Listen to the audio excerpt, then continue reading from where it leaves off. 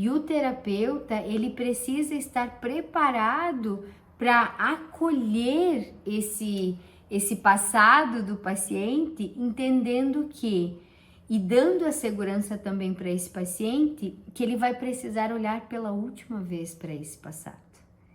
Porque normalmente quando a gente recebe pacientes depressivos no consultório, são pacientes que têm uma resistência de olhar para o passado como um processo de aprendizado.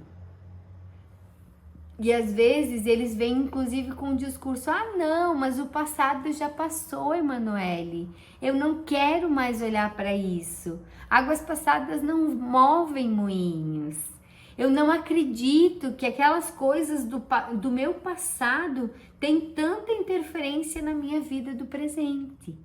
E aí os terapeutas FMR estão realmente prontos e querendo, né, olhar para que a pessoa, para que aquele paciente, para que aquele cliente que está na nossa frente, ele tenha a oportunidade de olhar pela última vez com dor para aquela história, com dor para aquele passado. Então, é importante verdadeiramente que a gente possa, enquanto terapeutas, acolher aquele passado e dar a segurança para o paciente de que ele vai precisar olhar pela última vez com dor. Por quê? Se o paciente não conseguir entender a lição que aquela situação, que aquele passado, que aquela dor do passado trouxe para ele no presente, ele vai continuar repetindo. Vamos supor, né? Teve situações lá da infância que causaram tristeza, que causaram culpa, que causaram mágoa.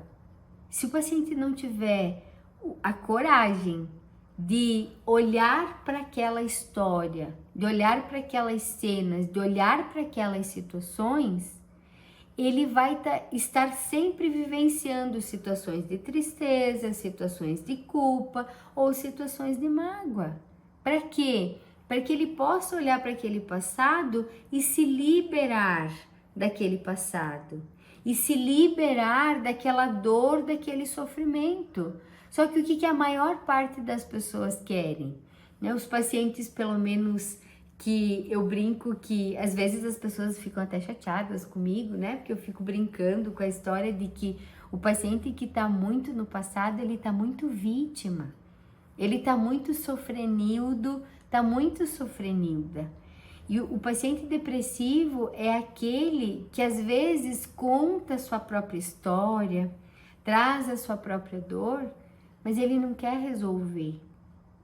Ele quer só que alguém acolha e diga: coitadinho de você, né? Passe a mão na cabeça e seja o coitadinho.